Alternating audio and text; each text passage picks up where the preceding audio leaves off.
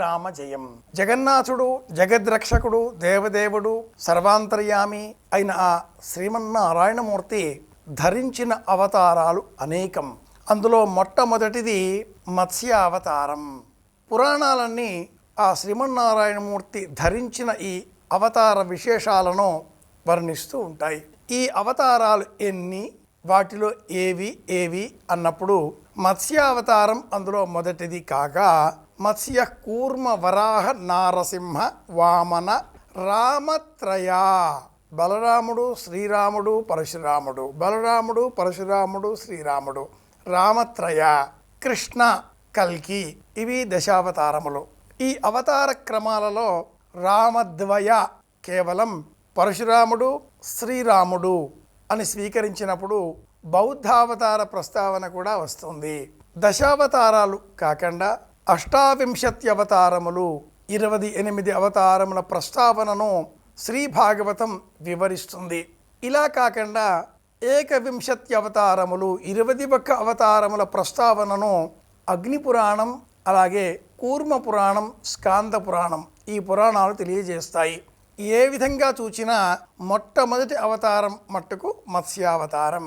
వేదంలో ఉన్న కథలలో ఒకానొక మంత్రములో అమీబా వంటి పోలిక కలిగిన జీవి ఈ భూమిపైన తొలిగా ప్రాణం పోసుకుంది అనే వర్ణన ఉంది. ప్రజాపతిరేకామయత ప్రజాసృజయేతి అని ఆ మంత్రభాగం ఇలా ప్రారంభమవుతుంది. ఆ ఏకకణజీవిగా ఉన్న ప్రాణి నీటిలో పెరిగి పెద్దనై ఆ క్రమంలో అనేక రూపాలు ధరిస్తూ నీరు, భూమి, బురద, భూమిపైన అల్పప్రాణి, మహాప్రాణి ఇలా రూపాంతరం చెందుతూ వచ్చినట్లుగా ఆ మంత్రభాగం వివరిస్తుంది.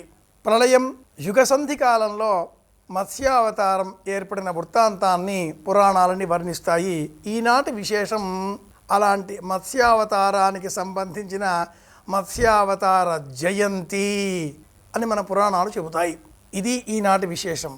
పూర్వం మనువు యుగసంధి కాలంలో సంధ్యావందనం చేసే నిమిత్తమై ఒకానొక చెరువులో స్నానం కోసం ప్రయత్నానికి రాగా దోసిలిలోనికి ఒక మత్స్యము, మీనము వచ్చి చేరింది.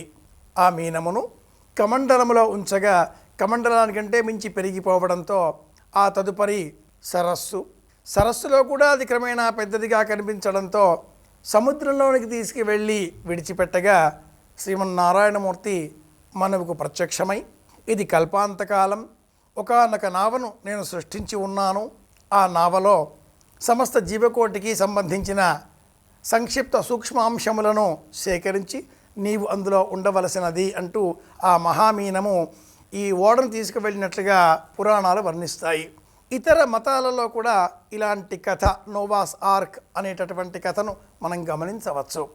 సోమకుడు అనే ఒకానొక రాక్షసుడు బ్రహ్మదేవుని వద్ద ఉన్నటువంటి వేదములను అపహరించి తీసుకుని వెళ్ళగా శ్రీమన్నారాయణమూర్తి మత్స్యావతారమును ధరించి ఆ సోమకుడిని అంతం చేసి ఆ వేదములను బ్రహ్మకు తిరిగి అందించడంతో సృష్టి తిరిగి ప్రారంభమైంది అని మనకి మత్స్యపురాణం వివరిస్తుంది. అలాంటి మత్స్య జయంతి ఈనాటి విశేషం. సోమము ప్రాణాన్ని నిలబెట్టేటటువంటి శక్తి. అరుదైన ఈ అద్భుతమైన సందర్భాన్ని పురస్కరించుకొని మన గృహంలో దేవతార్చన చేసేటటువంటి చోట పాలను, అందులో కాసింత బెల్లమును కలిపి శ్రీమన్నారాయణమూర్తికి నివేదనగా సమర్పించాలి. పాలు, బెల్లము ఈ మిశ్రమాన్ని చిన్నారి బాలబాలికలకు అందించిన ఎడల వారిలో ఆస్తికత్వం పెరుగుతుంది, భగవద్భక్తి పెరుగుతుంది. పెద్దల ఎడల విశేషమైన విశ్వాసంతో, స్థిరమైన నమ్మకంతో అందరి క్షేమాన్ని కోరుకుంటారు, వృద్ధిలోనికి వస్తారు. మనం కూడా అందరి క్షేమాన్ని కోరుకుందాం. మరిన్ని విషయాలు తెలుసుకోవడం కోసం మళ్ళీ రేపు కలుసుకుందాం. శుభమస్తు.